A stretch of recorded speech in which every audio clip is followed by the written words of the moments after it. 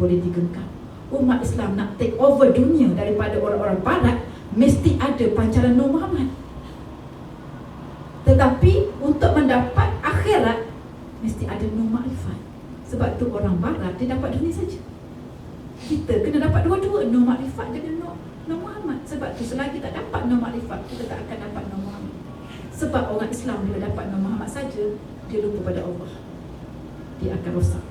Itu introduction lah. Mungkin next session kita akan membincangkan apa itu Nur Muhammad. Okey, kita kena berusaha supaya Al-Quran itu dibawa masuk kembali dalam pekerjaan, dalam pejabat, dalam counselling. This is your perjuangan, right? Tetapi dia mesti ditranslatekan secara detail dalam bentuk mekanisme, dalam bentuk step by step procedure, inventory, whatsoever. Ini memerlukan kepada gabungan dalil nakli dan akli. Gunakan critical thinking, mind. Don't just refer orang tu, orang ni. Refer direct kepada Allah. Teknik apa yang saya gunakan sebelum saya buat any proposal, saya akan dulu berdoa.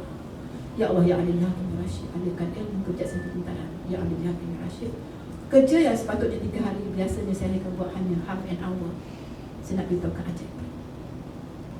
Datang daripada Allah bimbingan, maka gunakan your critical thinking. You don't have to refer. You can refer 5-10% daripada orang lain, another 90% itu direct daripada Allah bagi. It's within your brain. It's within your brain. It's not a brain. Brain yang saya akan tunjukkan, another unconscious mind, yang sebenarnya yang tak dibina selama ini. Syarat dia, you start dengan zikir dulu nama-nama yang spesifik for your, untuk keperluan itu. Kemudian Allah bagi kebijaksanaan luar biasa. You think that orang-orang barat ni, dia kemukakan teori ni, you think dia hebat?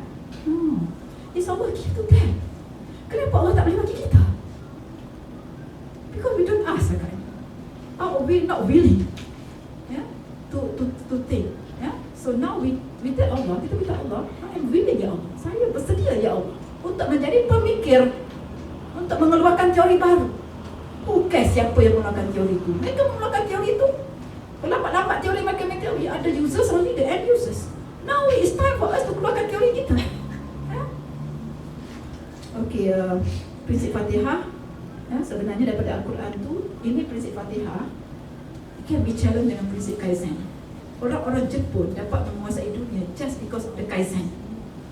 Saya tak ada masa nak cerita Kaizen, tapi Kaizen tu mudah. Hari ni dia belajar dengan orang mereka buat kereta, lepas tu dia buat balik, dia ubah suai, dia come up with a new theory kan, new product.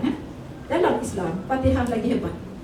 Dia Alhamdulillahirabbil alamin ialah elemen berfikiran luas. Kemudian Ar-Rahmanir-Rahim berfikiran mendalam, go detail. Kemudian Maliki Yaumiddin berwawasan akhirat, bukan setakat 5 tahun, tetapi sampai akhirat wawasannya. Kemudian ayat seterusnya memusatkan matlamat kepada Allah dan memohon pertolongan Allah. Kemudian bermatlamatkan kerja bersungguh-sungguh, dan memilih cara yang terbaik dan membuang perkara yang buruk.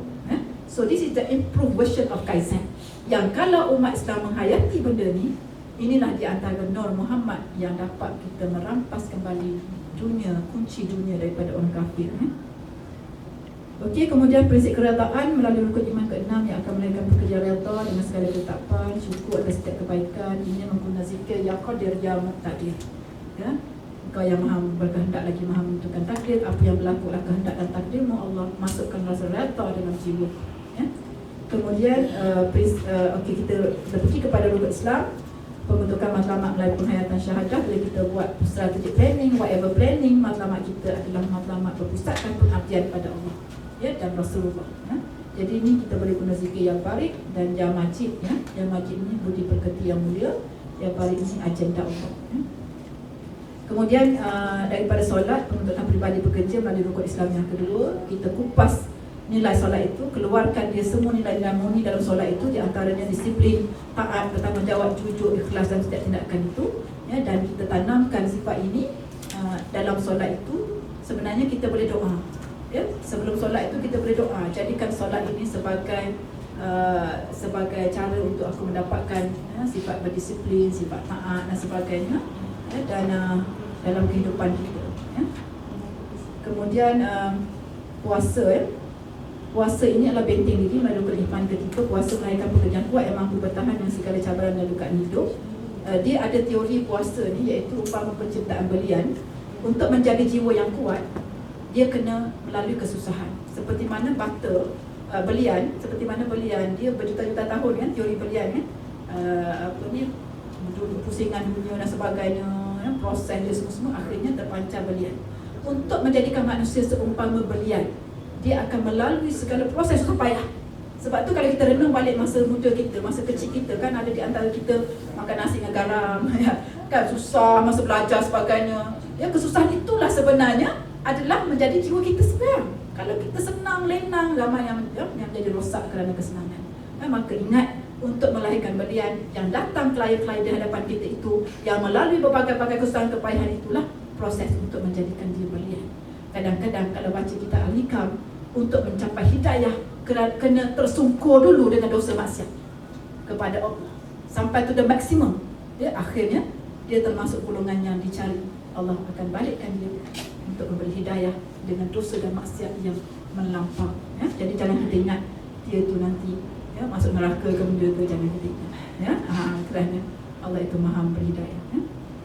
Kemudian mekanisme keempat, pembentukan kesatuan pekerja melalui zakat yang akan melahirkan pekerja bersatu tolong menolong. Kita hayati zakat ini. Dalam zakat dari segi spiritual, dari segi asma husna, zakat ini sebenarnya ialah menzakatkan fitrahmu. Fitrah kita ada 99 fitrah kita, salah satu fitrah al-wahab, iaitu menzakatkan sifat tolong menolong. Sifat tolong menolong ini kita tolong orang lain. Bila kita sedang menolong orang lain, kita sedang menzakatkan fitrah kita. Kasih sayang, kita mengalirkan kasih sayang kepada orang kelina kita. Kita sedang menzakatkan fitrah kita. Jadi bukan zakat itu bukan hanya pada zakat fitrah yang bagi begah sebagainya tu, yang kadang-kadang tidak mendatangkan keinsafan dulu. Tetapi dia perlu pergi mendalam, merenung hakikat zakat yang sebenarnya yang Allah wajibkan kepada kita. Ambil nilai-nilai dia. Ini yang disebut penghayatan. Penghayatan rukun Islam, penghayatan rukun iman. Menghayati nilai-nilai ibadah-ibadah yang Allah kurniakan pada kita. Seperti mana haji. Kenapa Allah dalam haji itu ada korban? Apa dia korban? Korban itu hakikatnya menyembelihkan cintamu kepada dunia. Masa kita sembelih korban itu, masa kita pisau itu sedang menyembelih korban itu, niatlah dalam hatimu, dia ada nama yang mumit, yang maha matikan cinta kepada dunia. Seperti mana lembu ini mati, disembelih, sembelihlah cinta kita terhadap dunia. Itu sebenarnya hakikat korban. Bukan korban itu nak menunjuk-nunjuk kita ni banyak duit dan sebagainya, bukan setakat nak bagi macam tu aja. Tawaf melambangkan kesatuan dengan alam. Dalam sujud dan tasbih kepada pencipta, Allah katakan alam bertasbih. Maka kita bersatu dengan alam dalam tasbih kita pada pencipta. Jamrah itu melontar segala belenggu, segala penyakit daripada hati ini keluar. Sambil kita zikir ya Kudus ya Jalil, keluarkan segala penyakit-penyakit hati kita. Sa'i itu berusaha tanpa henti untuk kesejahteraan manusia. Seperti mana Siti Hajar berlari tanpa henti, begitu juga kita tak boleh berhenti, tidak boleh berehat di atas dunia ini, berehatnya di alam barzah, di akhirat. Tak boleh mengintai-intai mencari waktu rehat. Di atas dunia ini seperti mana Siti Hajar, dia tidak berehat, dia tak pernah putus asa mencari air. Itulah dia nilai yang harus kita dapat ketika kita bersaing.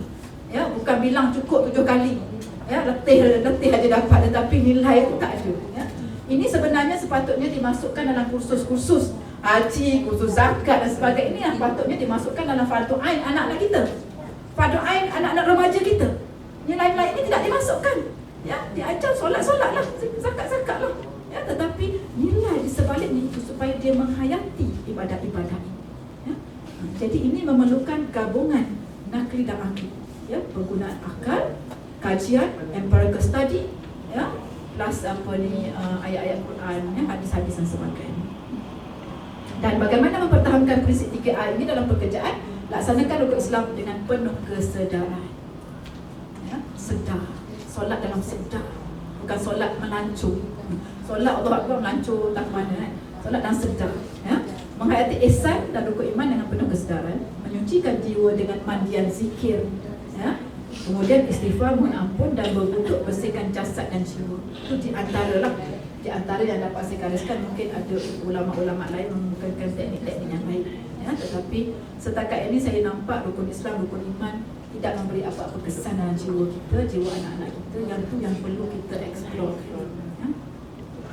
Okey, saya rasa kita habis 2 modul petang ini. Ada 3 lagi modul kita sambung nanti lepas solat asar. Allah Alam, aku lupa hazar Wassalamualaikum warahmatullahi wabarakatuh. Ada buku-buku saya, beberapa buah yang saya tulis atas nama Mu'ad Community, Keluarga Bahagia dengan Asma Husna dan risalah-risalah kecil.